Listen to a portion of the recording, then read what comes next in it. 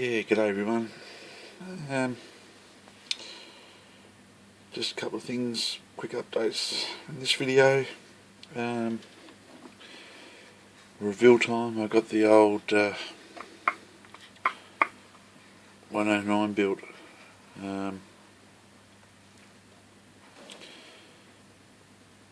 there's been a couple of bits of congestion about it, and I'm not too worried about it. Look, I've been saying it's a K.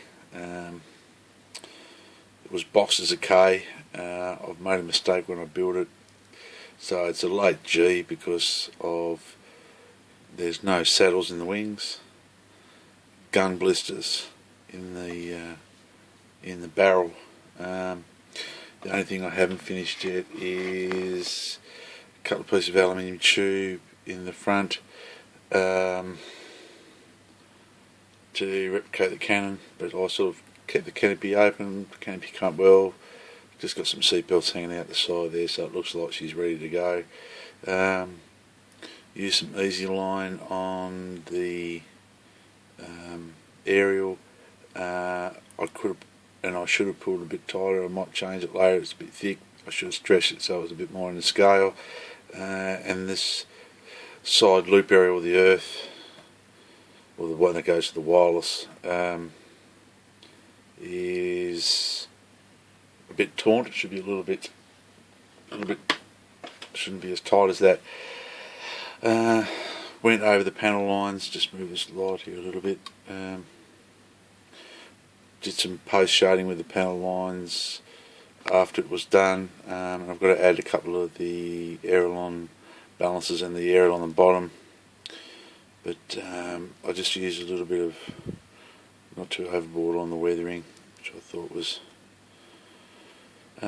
pretty subtle, which I liked. So that was one thing I sort of proved. Now I could have gone out and got a couple of late model kit of this one. I didn't, and I'm pretty pleased with the results for an old kit. So after the I just had a little bit of chipping here, there, and everywhere. Not much, because when I was doing it, I was always sort of watched other videos when people think when your mind says it's enough, it's enough. So that's where I stopped. I didn't do much at all. So pretty pleased with that result. It came up quite well. The base I've used on a few different things, and as you see, this is like one of the bases we'll make for the Apache, just been done out of an old picture frame, and I just used some different bits and pieces for the groundwork from like railroad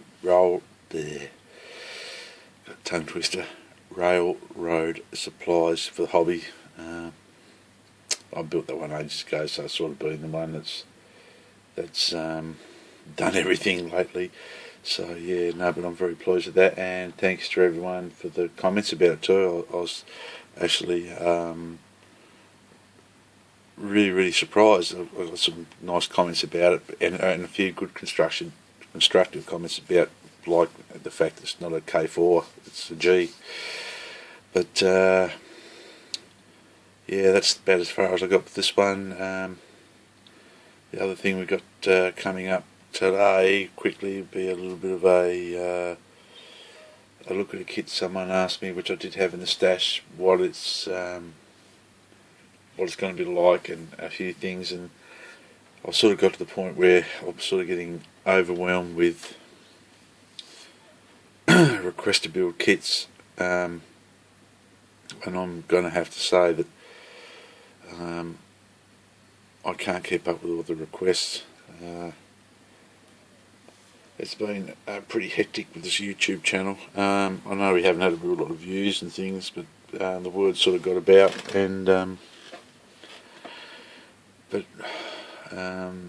the young fellas in the hobby are really keen. I don't mind them sending me messages and asking me that sort of stuff. So it's quite good to see, because I think the younger generation is going to be is the future of the hobby, and the more we can explain to them, the better it's going to be, I think. So that one's done. I'll move this out of the way. And so what we're going to try to do is we're going to do a couple of I've got the old 87 to do. There's a couple of guys that I've spoken to that have just got back into the hobby, so I'll get a couple of things out and I'll be back very soon. Right, so what we're going to do, I had a couple of messages from some older modelers, and sort of said, with the kits, new kit, I've got a lot of old kits, haven't been building the hobby for 30 years or more, are they worthwhile building, etc. Well, yes they are, everything's worthwhile building. Excuse me, I'm having a coffee in my Chinese Ford Australia or Ford America cup. But yeah, everything is worth building. So what we're going to do in a series, and this will help everyone out with a bit of luck, and it's going to be hopefully not a drawn out series that you guys are going to get bored with. We're going to do 3 builds for some old kits. So we're going to do and stay on the Luftwaffe, because you guys saying, oh, excellent work on the camo, can we explain some things on some camo? So we're going to be building a Matchbox 109E, and look at that, I built them like that. I'd love to build one with it, not even paint it. So what we'll do, we will be building the Libyan tropical scheme, and I'll have some Romanian decals left over if anyone wants them. Nothing against Romanians. So yeah, we will be building this one. This is how I got it, but I sealed them up in a bag. But the later decals by Revell, some fairly heavy panel lines, typical of Matchbox, and I just love the colours. That's just awesome. We'll just do a few little things. We will probably, which is unusual, and a separate exhaust. Now that's something that I've in older kits I haven't seen. But, there's a few things we'll be doing. I might open the canopy up and we'll just do a little bit of work to it while we're anyway. You guys don't have to. So we'll have that one built. So we will do that one built. Then we will build this one. Now, it's a good friend of mine, Ian, on Facebook, says it is a horrible kit. This is the 70th anniversary Battle of Britain ME109. It looks nice in the box art and everything else like that, but it is the old Airfix Mr. Smith. And the Airfix Mad Rivet has been flat out all over this one. Yeah, it's not very nice, but we'll build it.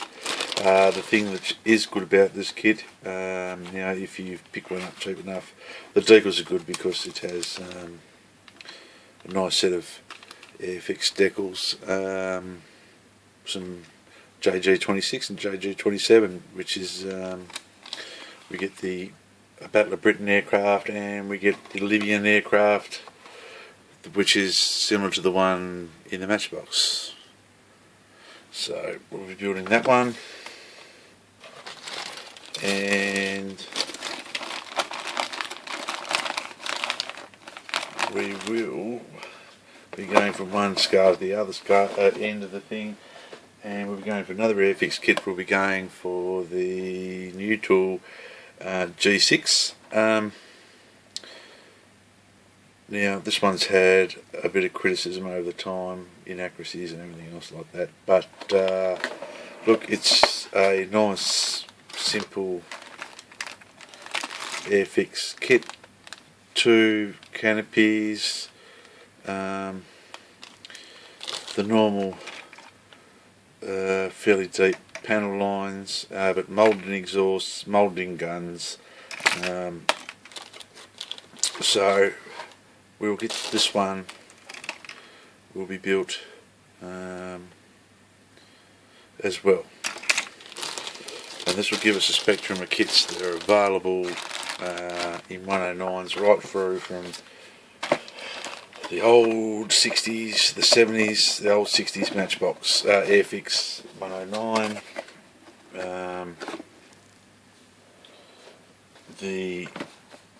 which is that one there with the 70th anniversary Battle of Britain decals, and right down to the Matchbox kit, which is a 70s tooling, but I think it was still kept by Revell.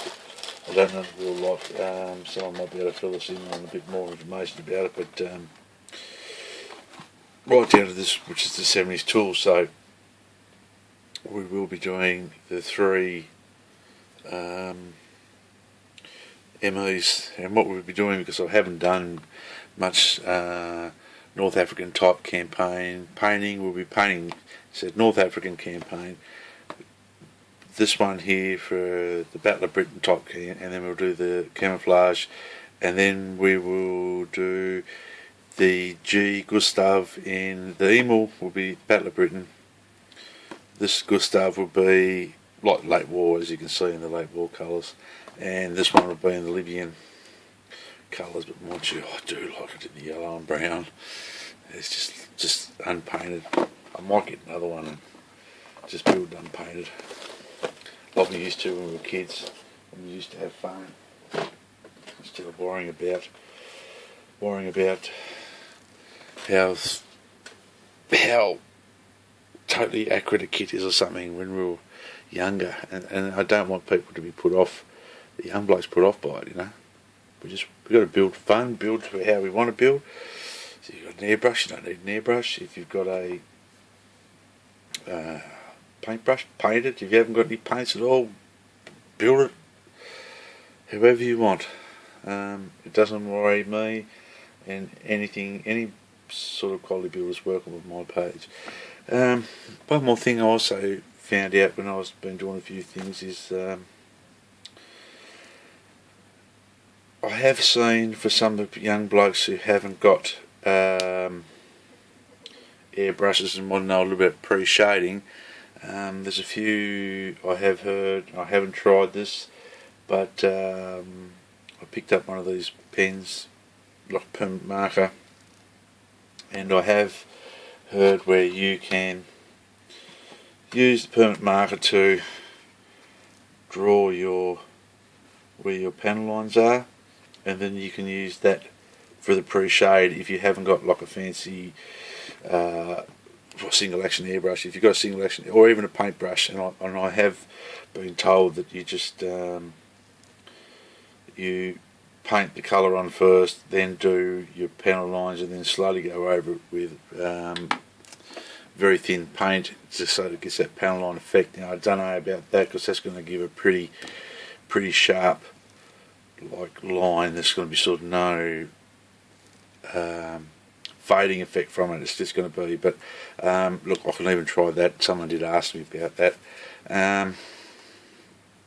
And for the pastel washes, I'll do a demo on one of these kits for that as well.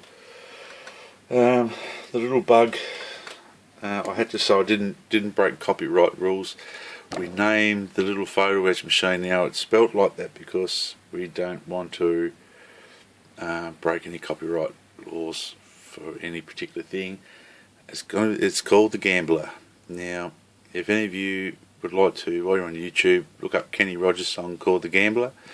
You got to know when to hold 'em and know when to fold 'em, know when to walk away and know when to run. Now that sounds very, very good when you're working with photo etch, because boy oh boy, you know, sometimes you've got to know when to walk away from it. It's pretty frustrating, and sometimes you feel like just running out the door, pulling your hair out. But the time's just about out on this one, guys, so I'll talk to you later, and be good, be safe, and don't forget to model hard. See ya.